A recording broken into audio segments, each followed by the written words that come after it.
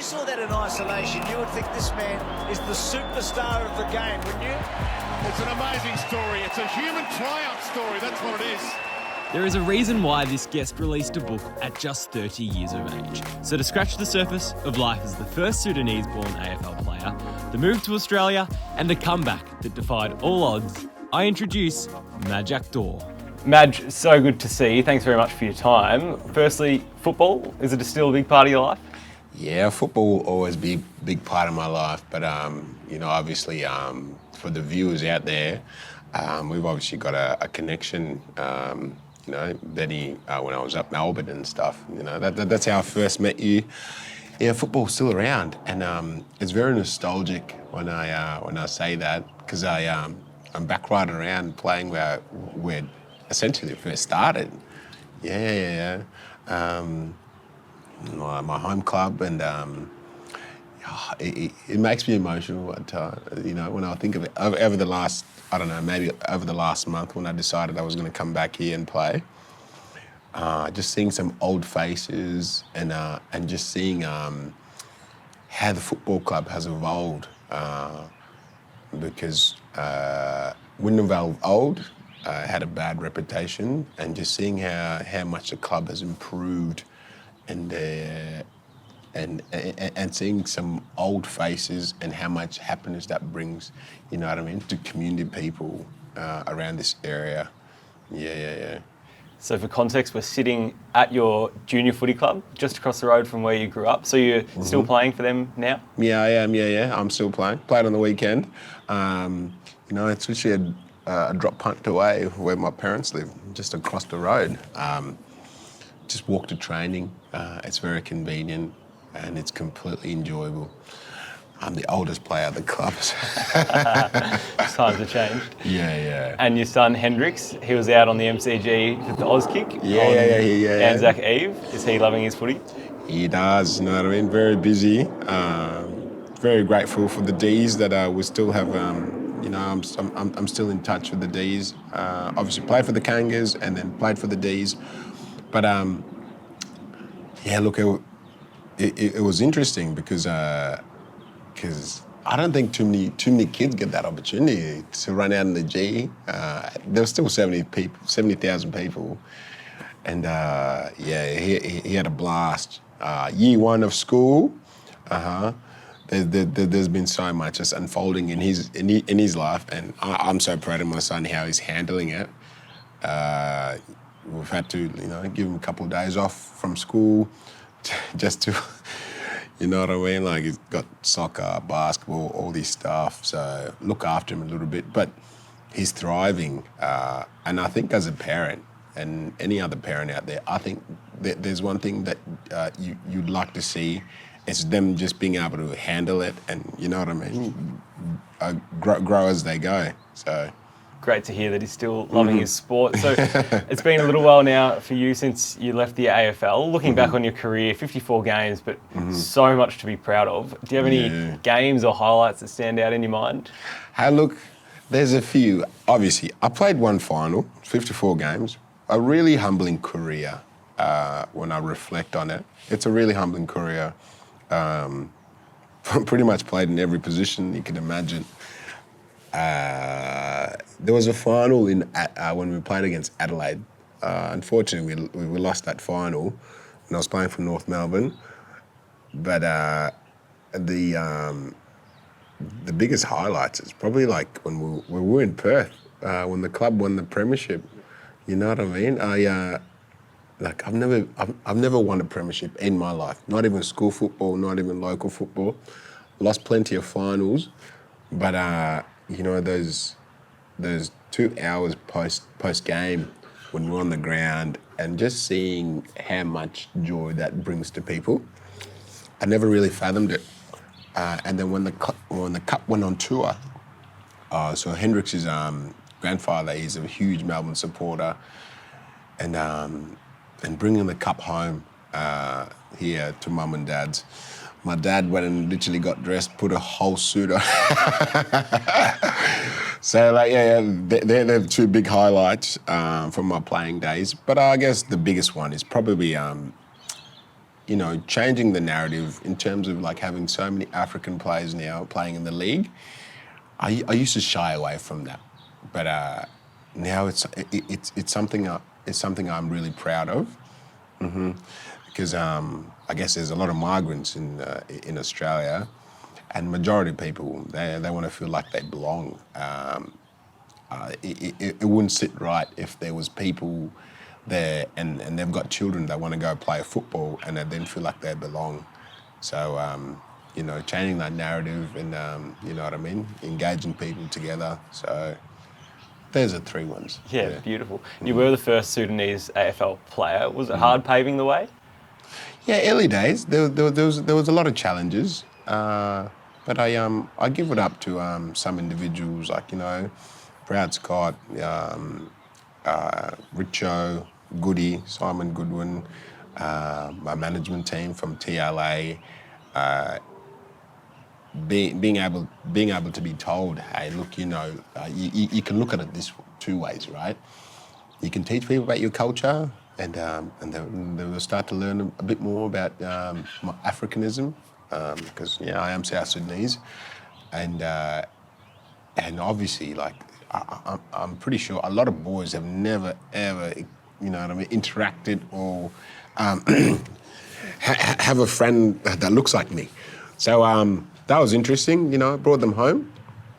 Here they met my parents and we become best friends over the journey.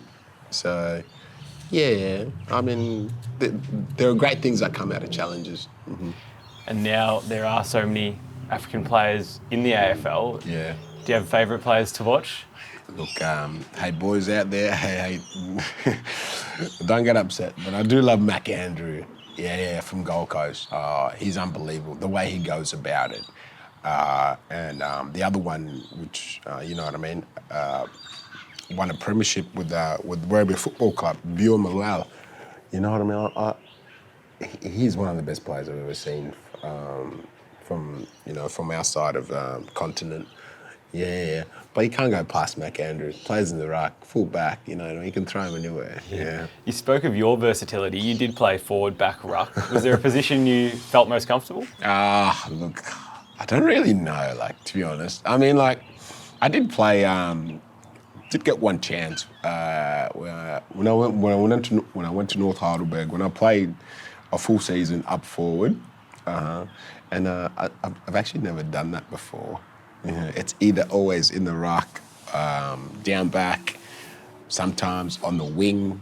Everywhere. Yeah, everywhere. Versatile. But, I mean, who doesn't love kicking goals, really? Yeah.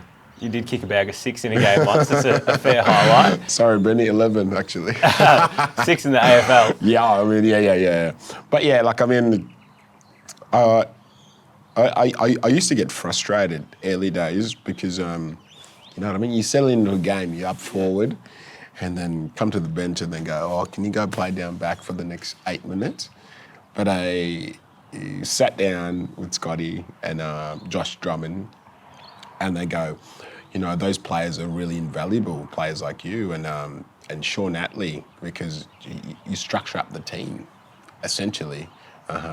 And it really hit home in terms of, like, I mean, like, it's not all about the glory. It's about team success at the end of the day. That's why we play team sports, isn't it? Mm-hmm. And then to top this off, you won the AFL Grand Final Sprint in 2015 and you took the Mark of the Year in 2016. Yeah. Grand Final Sprint against someone like a Charlie Cameron. So you've got serious wheels. Here comes Towers and with him Majak Daw. Majak winding up, goes past Charlie Cameron, and Majak Daw is going to hang on and win. It was interesting because growing up and going to MacKillop College, which is around the corner, I never used to do 100 metres. It was always 200, 800 metres and 1,500. So when my management asked me if I'd be keen to do the grand final sprint, I went and got some spikes, grass spikes, and like Charlie Cameron, he's quick. Yeah, he's got wheels, right? I was so surprised that I won that grand final. I was genuinely so surprised, but I guess yeah, I mean, big strides help. And the mark, was that the best mark you've ever taken? Yeah, yeah. I mean, it was, for everyone out there, I was having an average game that day. It's probably the best thing that game. It was, yeah, it is, yeah. Just glad I landed on my feet, didn't injure myself, so. Oh, Daw! Wow, this is as good a mark as we've seen this year, I reckon. Have a look at that. Growing up, everyone always used to say, mark of the year, you'd win a car. I think it was sponsored by Woolworths that year. What was the prize? I'm guessing you didn't get a car for it? Because it's like the boys ruined it, you know what I mean? That was the last year where you don't get a Toyota Highlights. I was like, oh, really? So obviously, like tax purposes, the boys would, if they win a mark of the year, you get tax on it. So they'd sell the car, but Toyota, they want the players to be driving the car around for for the purposes of promoting them. You know what I mean? So what did I get? I didn't get a whole year of groceries.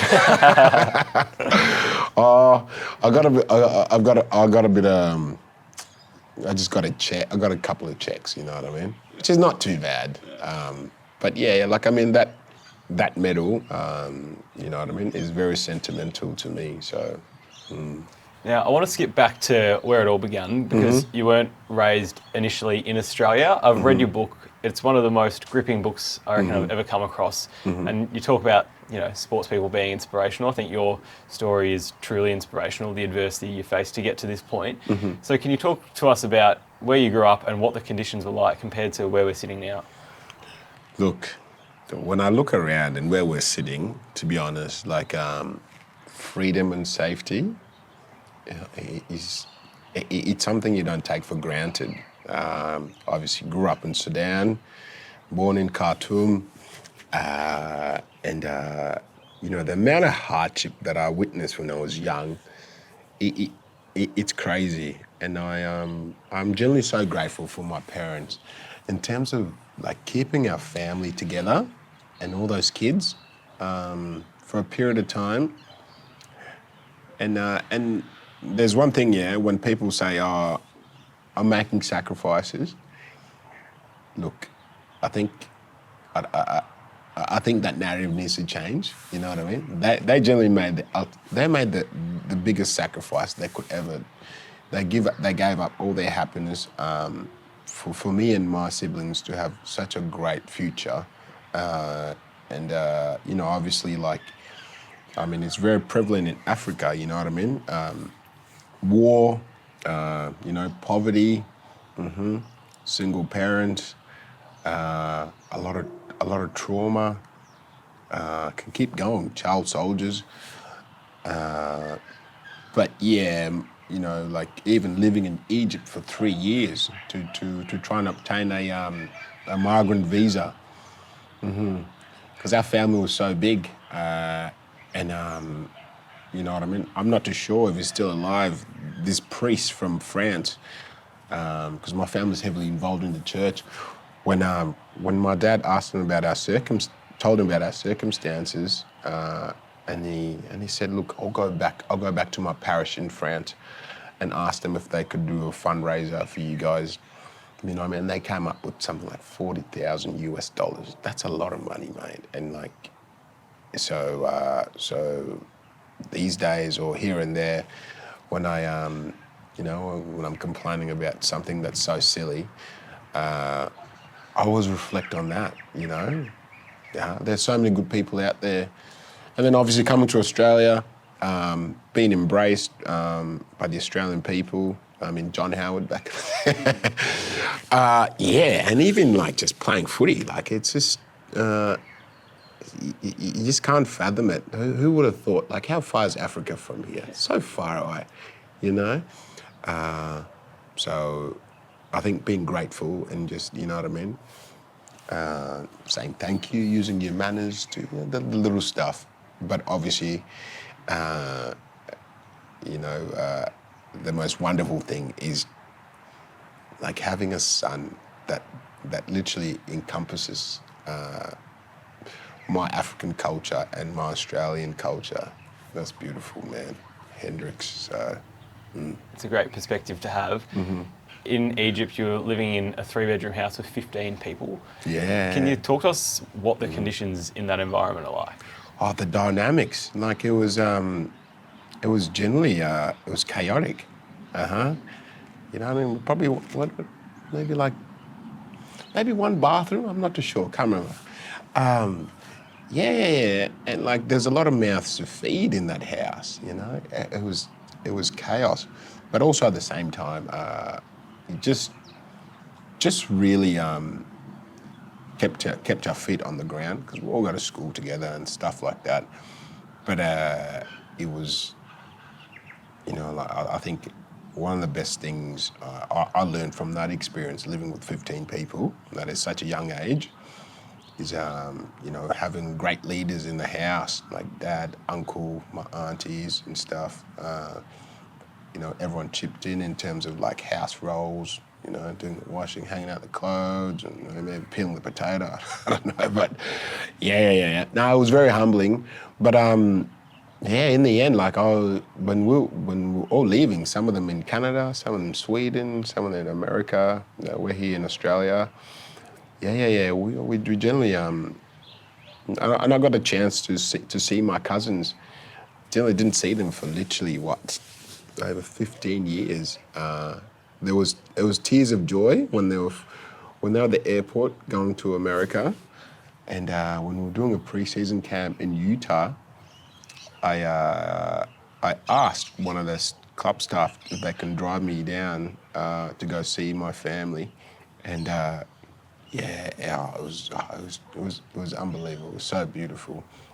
You spoke in the book about being 9 years old and having to get a job because your family couldn't afford to send you to school, and you're working in a sewing shop. Yeah. I've said this before in the past.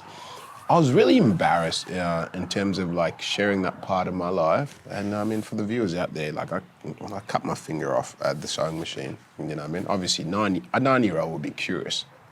You know, all I was doing is, you know, I was putting the curtains together, and you know, I learned from such a young age. But yeah, because obviously, like, my dad is heavily involved in the church. You know, he's a deacon, and for those people that don't know out there, a deacon is someone that's not a priest but that's married. So my dad has been involved in the church for such a long time, and we had one of my next door. Our neighbour's son, but the father was not around because he was in the military in the war, and he was rescuing child soldiers, and you know, the Sudan government were not happy about that he's doing that. You know, I mean they were exploiting children essentially. That's what they're doing. He was my age, so it really hit home. So that's why we had to leave Sudan and go to Egypt, because it was no longer safe for my family. Yeah, I was in prison for a period of time. That's why the circumstance we were in, where me and my brothers we all had to go and work to provide for mum, and you know, and I remember I've told a few friends of mine about this. They think it's out of a movie, but so the hardest thing about it is just like when I explain to people, and it's like, nah, you're lying. I'm just like, no. It's like, really? I'm just like, well, those were the circumstances. Yep. You speak about being embarrassed of that and telling the story about your finger. When I was reading the book and thinking that's something you should be proud to tell, because you've come so far, you've faced adversity that you know, I've never faced in my life. Oh, look, Benny, the thing is now, like, I mean, it's part of my fabric, and you know what I mean? It's part of my identity. The story used to go, I used to tell people, like, I had a pet lion that bit my finger. But it is, you know what I mean? Because it really humbles you, legitimately. And I know everyone goes through hardship, yeah? But then when you reflect, and like you said, how far you've came, you know, that's one of those. Did the finger affect your football at all? Well, I took Mark of the Year. That's a great point. Yeah. You came to Melbourne still as a young teenager. getting into football? Was that just a thing at school? Oh, that's like it's one of the most strangest accidents, to be honest. So, anyways, me and my brother, his name is Augustino. We because obviously there was no one that looked like us at school, yeah, and recess, lunchtime, we'd just be hanging there, a little bit reserved. And then a few boys just go, hey, do you want to come? Do you want to go play Markers Up? Is it Markers Up or Jack and the Jack? Markers Up. Markers Up, it is, yeah. Yeah, Victoria. Markers Up.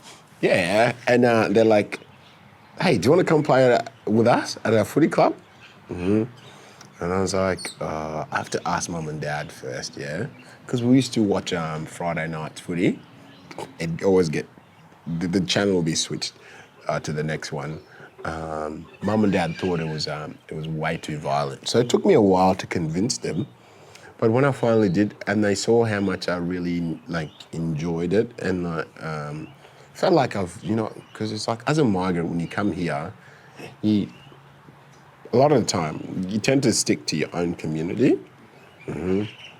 All of a sudden, I've got all these new friends. You know what I mean? Mum and Dad is talking to some of the parents.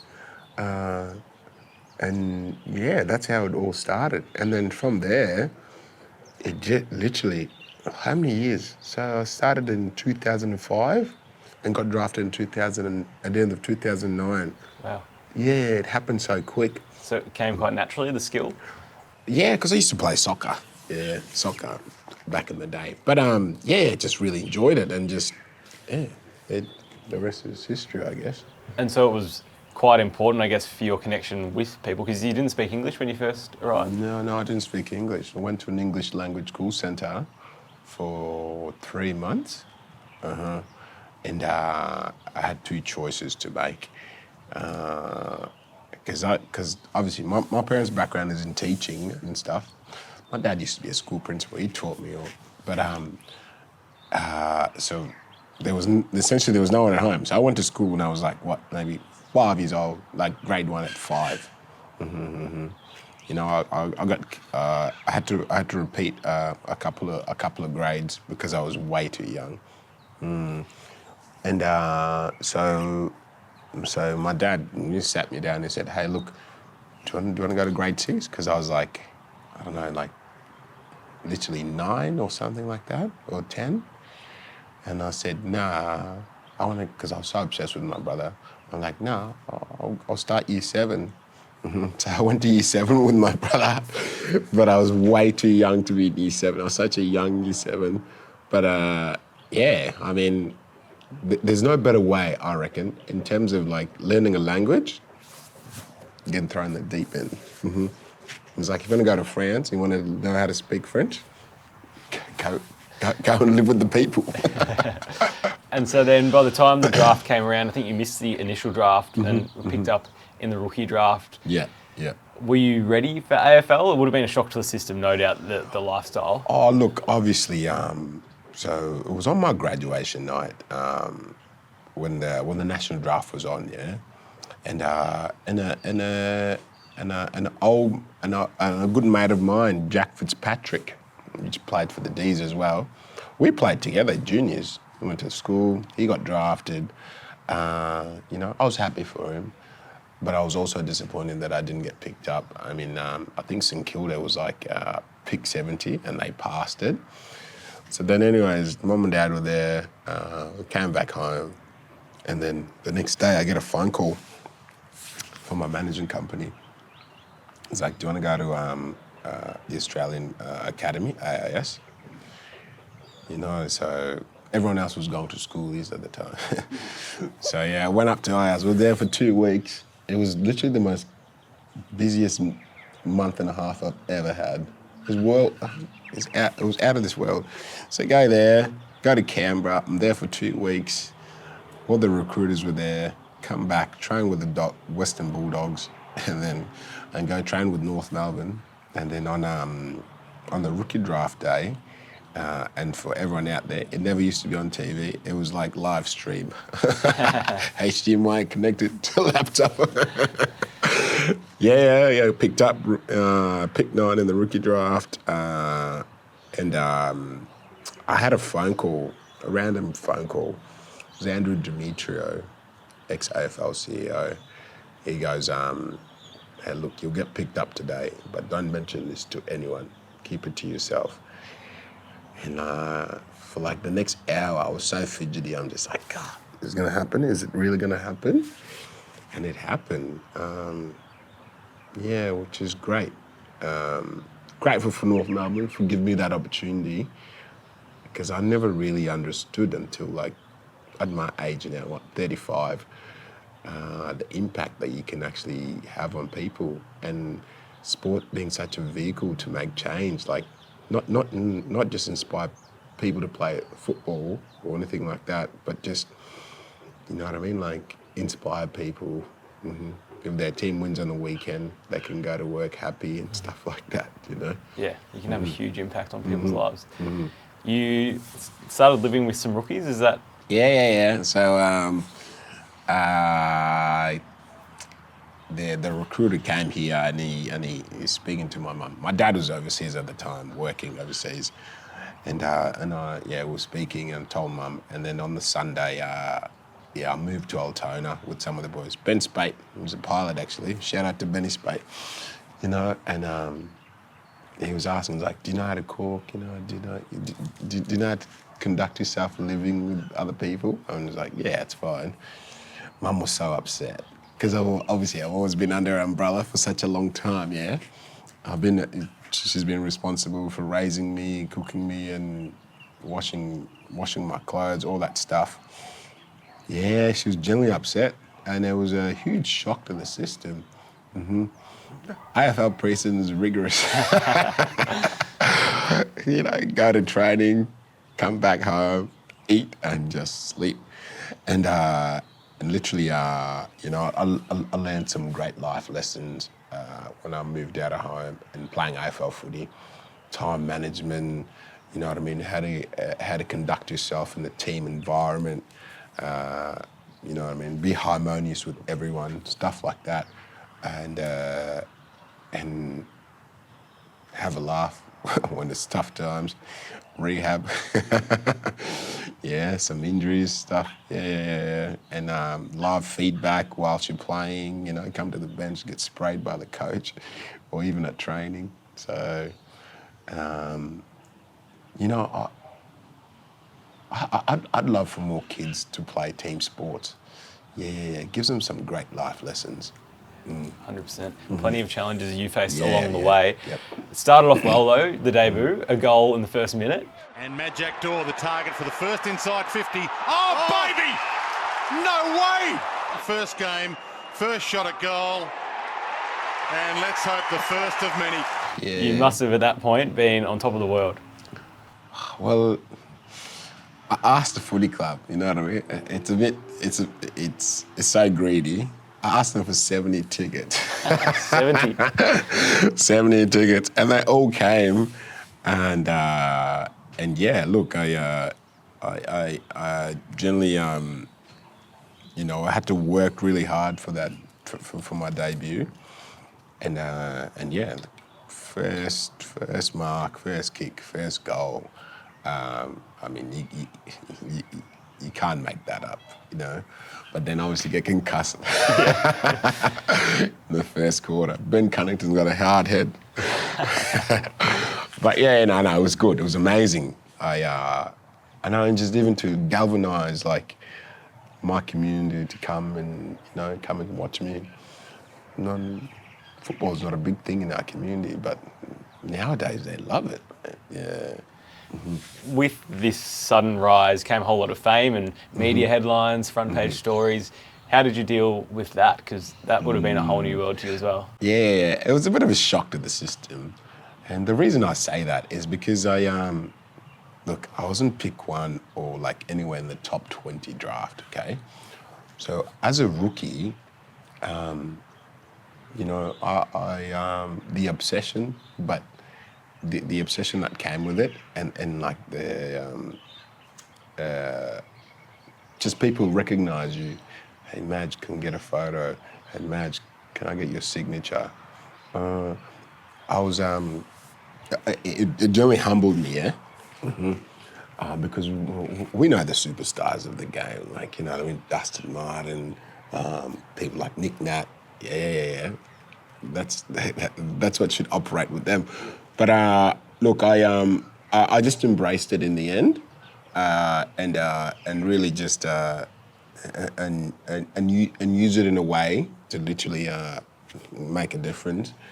And till this day, really, like even 3 years out of retirement, I'm not just I don't like how people still want to get a photo with me. But it's I mean, like you got to be nice to people, obviously, and it's such a big part of our society because we need members, we need supporters.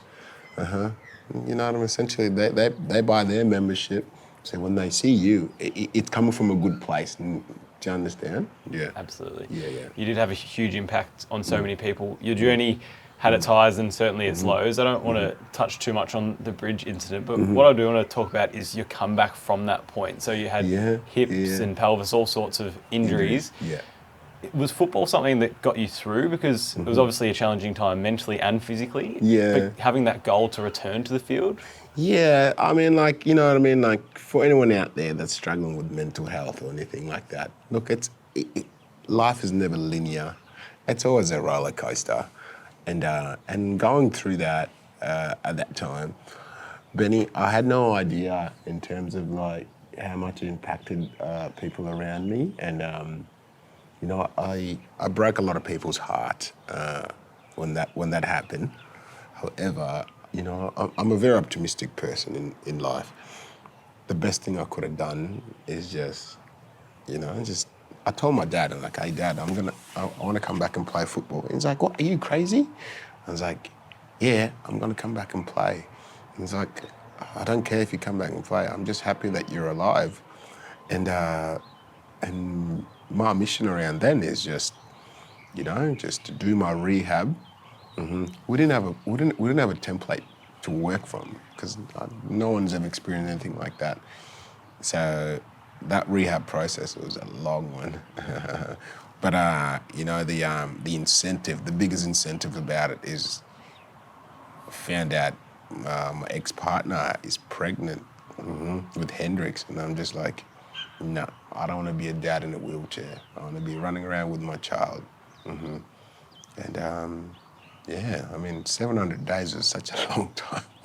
What is it? Is that 3 years? Yeah. It was tough, but it was worth it. Yeah, sure. Yeah. There's so many heartwarming moments where you're just fist pumping and biggest smile on your face. There was the VFL game and then the AFL return. Each of those steps must have just been huge ticks along the process and achievements. Yeah, I really wish. I mean, because of COVID, I really wish. When I came back to playing AFL football, that it was here in Melbourne, because so many people have been so supportive of me, you know what I mean? It would have been so nice for them to see it, but I guess we got a TV.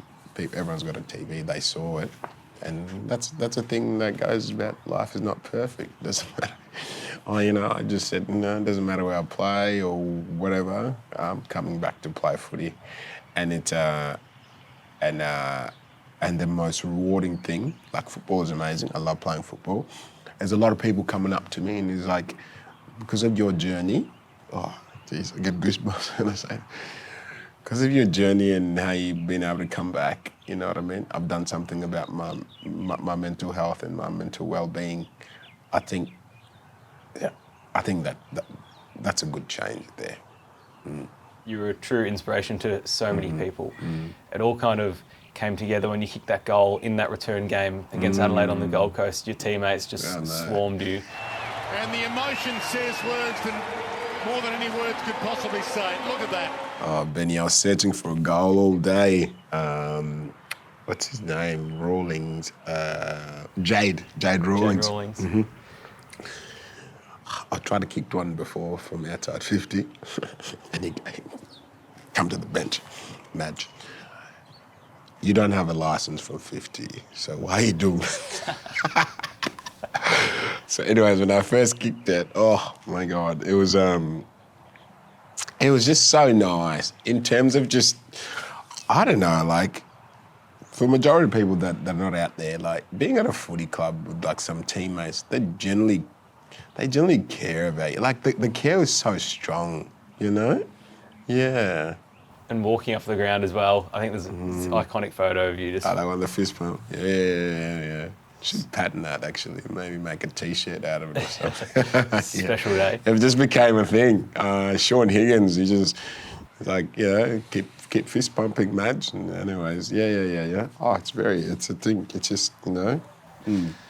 After the North career came to an end, the D's threw you a second chance, as you touched on. That's where we met. And you didn't actually play AFL games for the D's, but you were a big part of the club. And I remember being in Perth, I think it was before the grand final trip. It was late in the season when we went there for a week, and your feature on the project came on, and the whole club sat around and just watched your story. And it was just a moment where you were so much a part of the club, although people probably don't remember you as a Melbourne person. No, I was only there for like 2 years.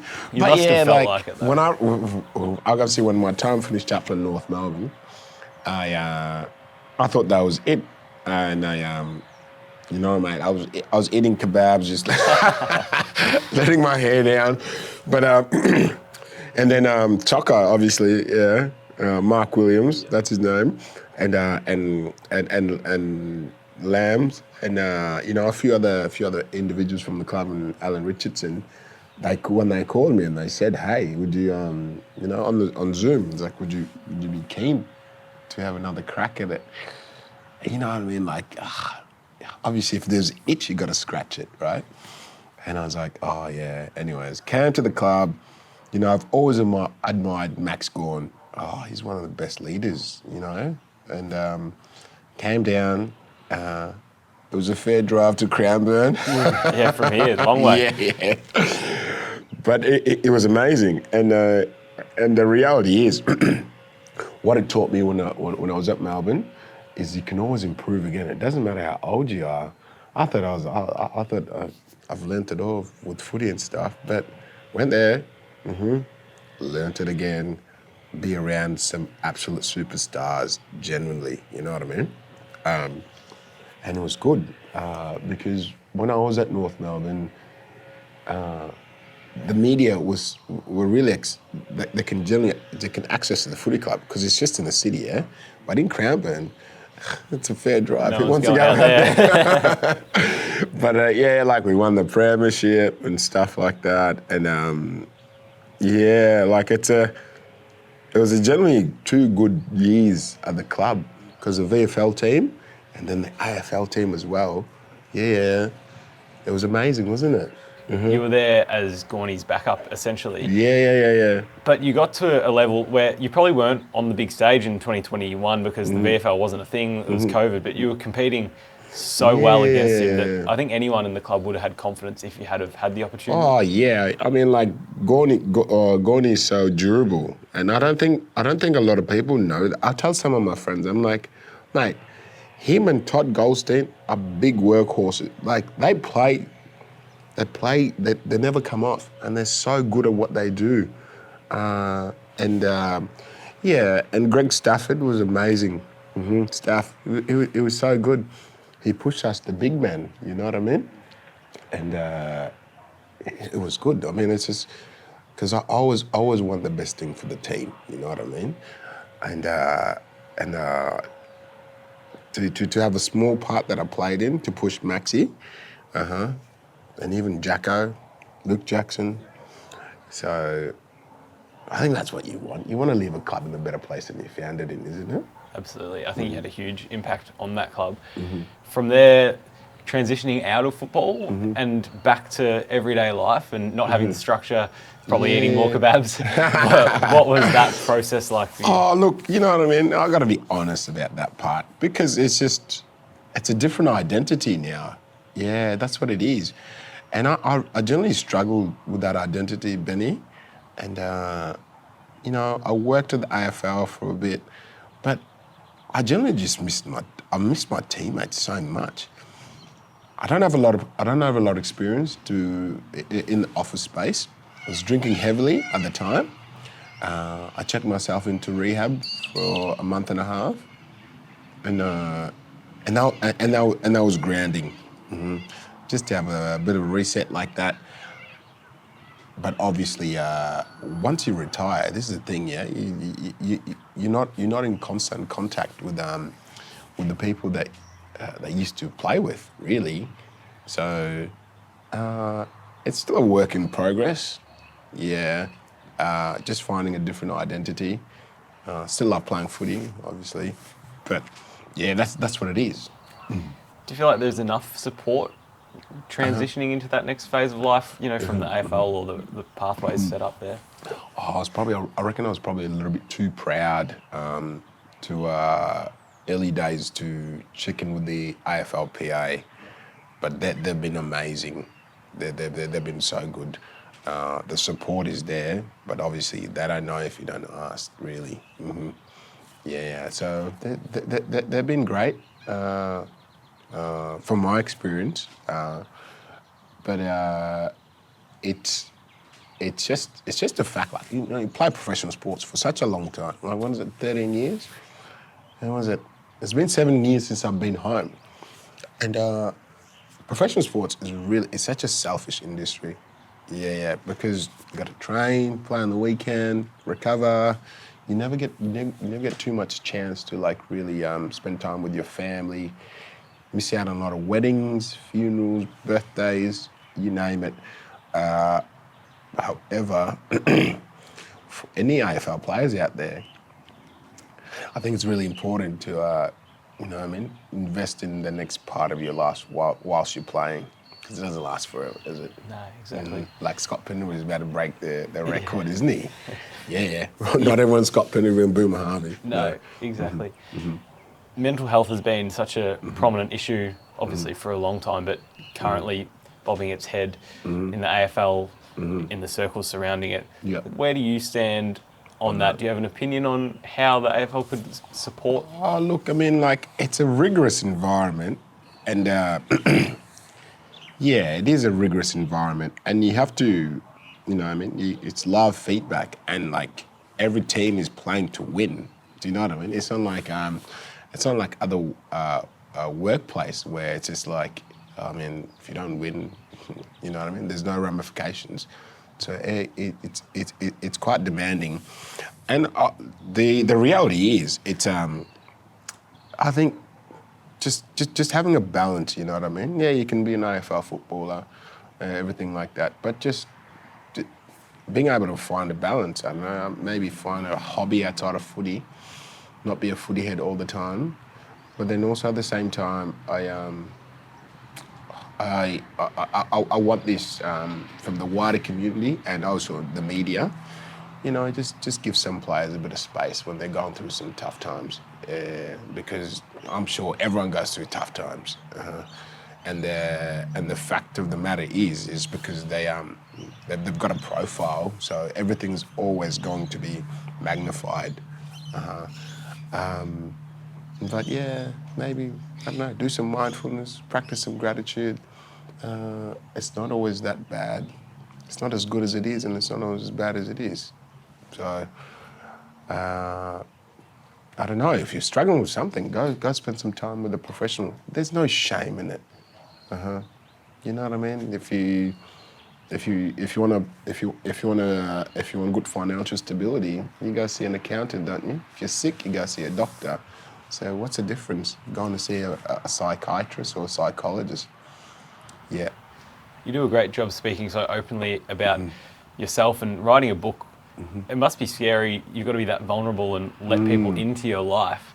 How did you find writing that book? And oh, look, I was speaking to my manager at the time, Adam Ramanauskas. That opportunity was there for a period of time. And I'm not going to lie, I was a bit nervous, yeah.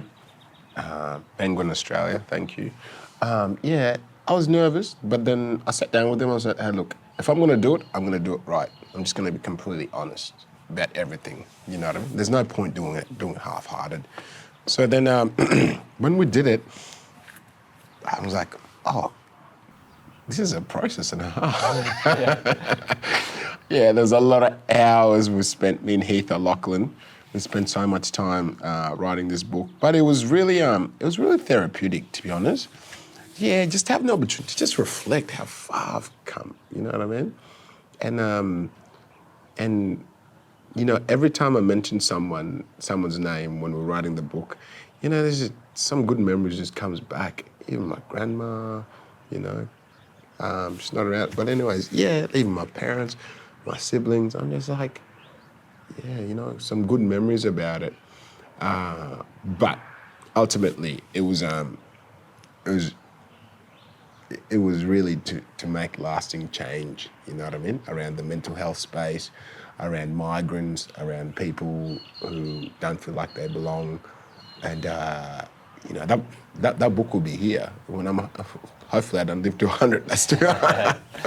But yeah, that book will be here forever. Mm-hmm. And it's funny, my son was trying to read it. Hendrix was like, Daddy, I was trying to read your book. And I was like, okay. That's nice. Yeah. So yeah, I mean, like I'm grateful. I mean, I'm not like a Chris Judd or Gary Ablett or any of those players or a Brownlow medalist. I still can't believe I wrote a book. You may not have won a Brownlow, but I think your story has helped so many people, and I think you're a real trailblazer in the industry and should be really proud of what you've achieved. I really appreciate you taking the time to sit down and chat today, and your honesty and vulnerability. It's a fantastic insight. And I really appreciate that. I'm game's glad in a we better finally place. got it. Yeah.